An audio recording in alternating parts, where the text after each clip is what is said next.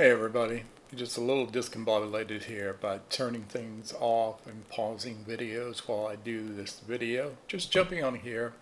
Happy Labor Day to everyone.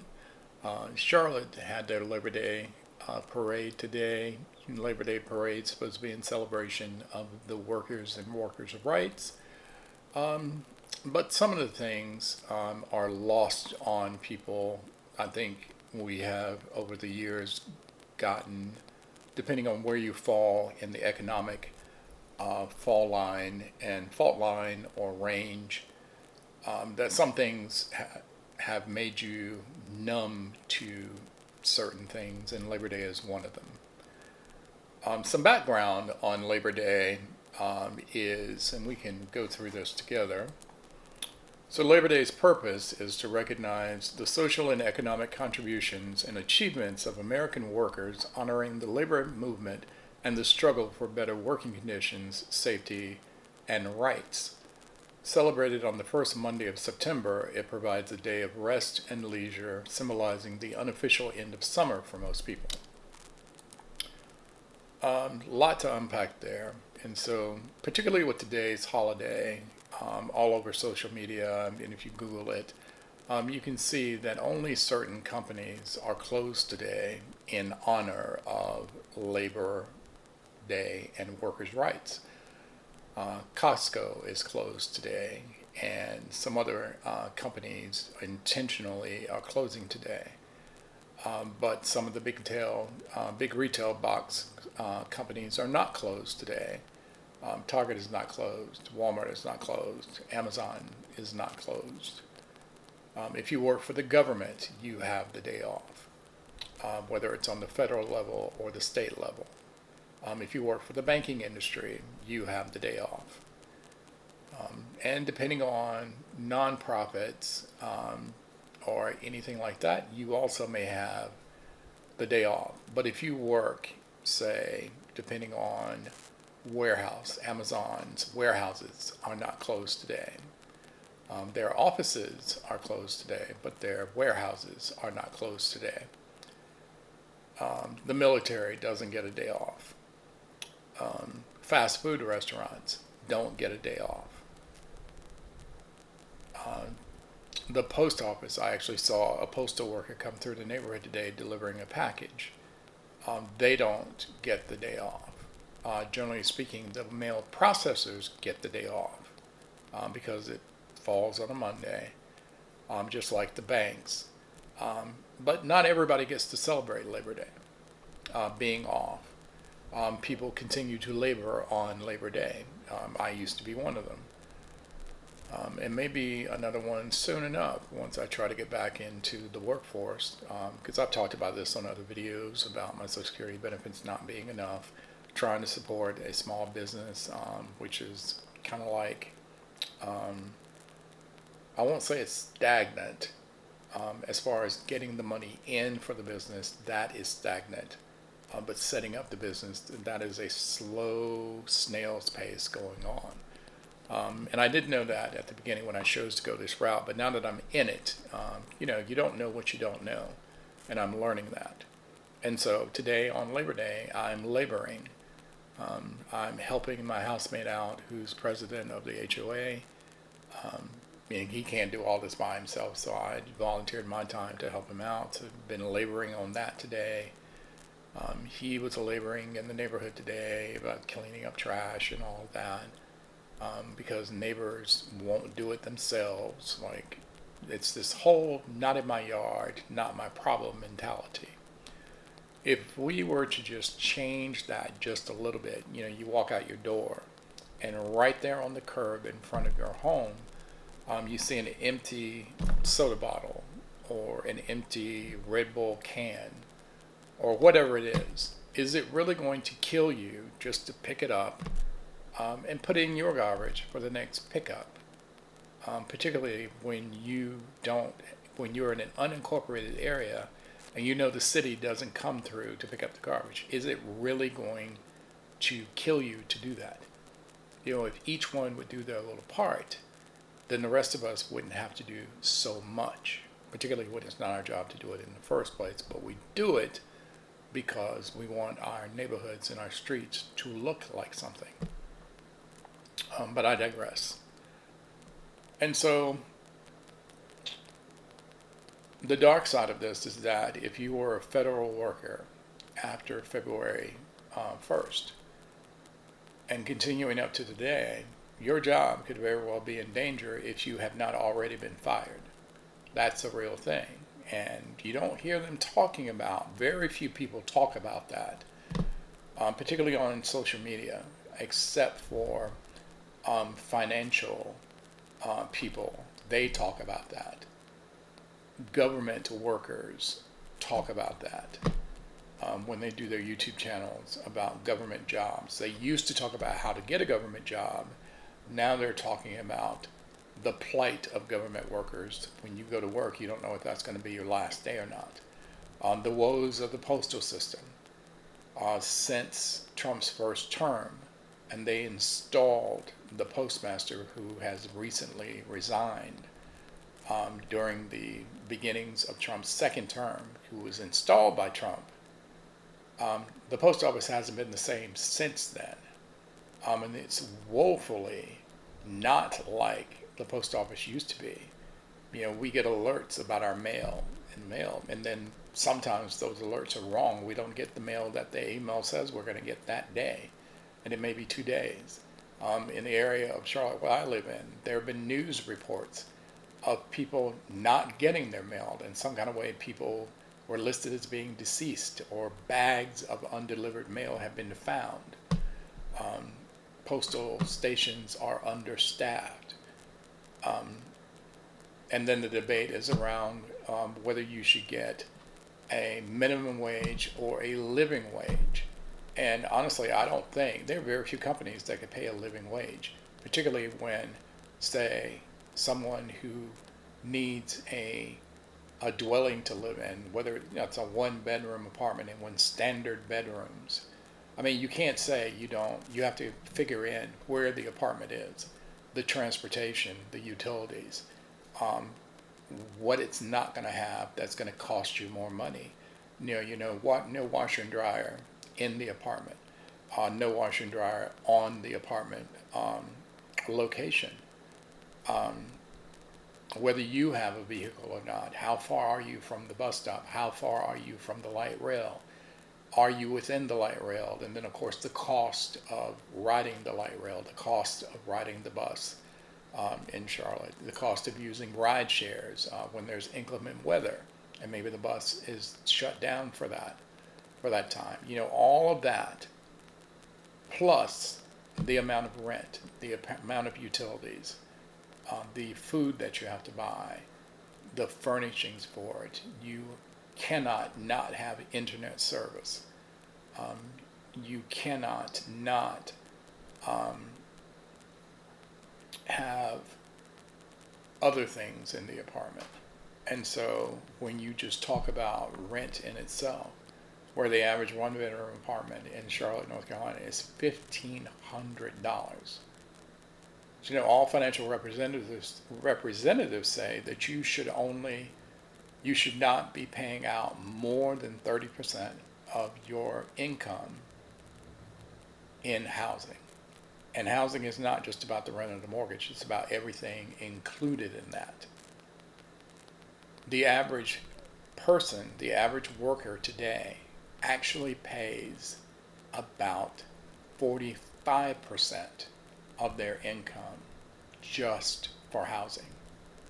Yes, just for housing.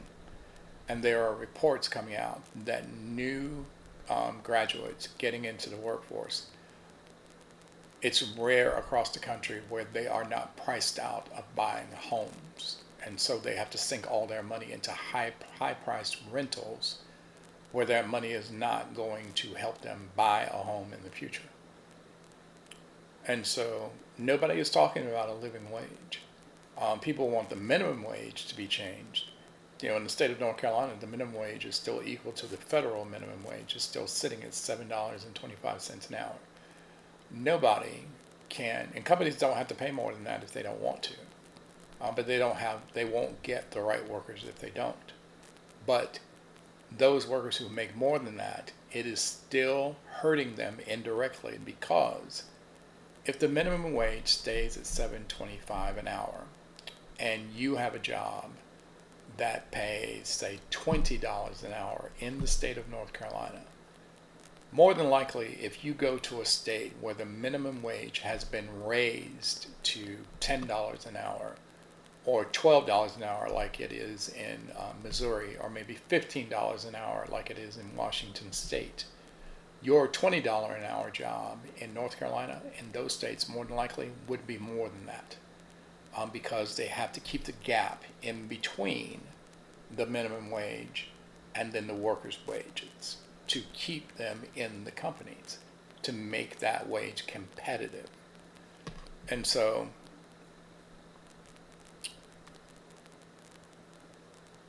in North Carolina, the government is talking about teachers' wages, because all the states around, the starting pay for teachers around North Carolina, in every single state that borders North Carolina, the starting wage for teachers is higher than it is in North Carolina.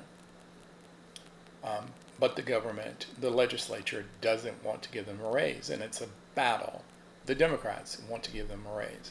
The Republicans do not, because they're not pressed to get a budget done either. They're not pressed, and you can look all of that up. It's a matter of public consumption. It's all out there for you to read and look at. But if we're going to talk about workers' rights and living wages, we need to be intentional and serious about it. With the onset of AI, a lot of these jobs are going to go away. There are more and more and more reports about how AI is going to use to replace human workers. And it's not if it's going to happen, it's a matter of when they're going to start rolling it out. And there are multiple YouTube videos about those research. Microsoft did a study, and some 40 jobs in that report that are being done by humans now are actually going to be replaced by AI. So you can look that up. The reason I don't put those links in the description, I actually don't have it up here. I can probably Google it and find the Microsoft report and put that in the description. But I want people to educate themselves, to vet it out, so that they understand what is happening and why they're not, the potential of why they're not being paid what they're worth. Not everybody has the luxury of quitting their job because they have a second income coming into the home that can sustain them while they're looking for that job. Not everybody has that. And so that is difficult, and hard decisions have to be made. So when we talk about Labor Day and we're celebrating Labor Day, we have to actually remember the people who are laboring. If you labor during the week and you have the holiday, I'm not discounting that. You should celebrate the holiday in that way. But think about your job and think about other people who don't have the day off. Oh, sure. The side conversations about people working on the holiday, getting time and a half for working on the holiday. Not everybody's getting that. The rideshare people, they are gig workers. They are looked at as contracted employees, and so they're on their own, and they don't get time and a half. It's the same thing now. Depending on Lyft or Uber, they may jack the prices a little bit because it's the holiday, but they have to decide if they're going to work. And some people, they don't have a choice; they need to get out there and work. But that's wear and tear on the car. That's gas that has to go in the car. They have to figure out where they're going to get the food from to sustain themselves, to stay hydrated, all of that. So it's not just about, it's not just singularly about the hourly pay. A lot goes into that. And we need to move away. Short term, the states that still have the minimum wage, because as long as this administration is in place, the minimum wage is not going to change. The federal minimum wage is not going to change. our best hope is to get the state that you live in that's still sitting at the minimum wage to get that minimum wage raised, which will then help all the other salaries get raised, which will then, if we can get the right person and the right people in Congress and in the White House, then that conversation can happen about real change in the federal minimum wage. The other funny things about Labor Day is that this is supposed to be the unofficial ending of summer. I actually started mourning the end of summer about a month ago when we started losing daylight, because even now at 8 o'clock it's dark. And I'm mourning that. And now we're in September, so it's all downhill from here. A lot of people are embracing the cooler weather. I am too, particularly when I go on my walks. I can actually delay my walk because the midday and the afternoons are cooler. Enjoying this fake fall, as they call it. The antiquated thing about not wearing white after Labor Day, I don't adhere to that. If I want to wear white on the summer day, I'm going to do it. Even if it's in the throes of November, I'm going to do it. And it's antiquated, so nobody. There are people who still do that. That actually was created by the wealthy. It's not a Southern tradition. This is an ultra wealthy tradition to separate them, separate the haves from the have-nots, and saying that you were gauche if you wore white after Labor Day. And I used to adhere to that until I found out where it came from. And so I am going to continue to wear white after Labor Day. I am going to lament the ending of summer, but as long as the sun shines and it's warm, I'm going to be, and it's good weather, I'm going to be outside until the bitter end where I can't be outside because it's too cold, or it's Charlotte's winter, cold rain, and all of that. And then I will cocoon myself until late spring when it starts warming up. But that's all I have for you now. If you happen to be off today, enjoy the rest of the holiday. If you happen to not be off and you're working, soldier on. Take solace in the fact that you hopefully are making a little bit more money than you normally would. But start thinking about why you're working on a holiday. If you chose to work on a holiday, that's fine. But if you didn't choose to work on a holiday, you were in your job, and you were thinking to yourself, there's got to be more. There probably is. But hard decisions are going to have to be made after you do your research and figure out what it is that you actually want to do, and line that up with what you need. All right? So take care. Happy Labor Day, and we'll see you on the next one.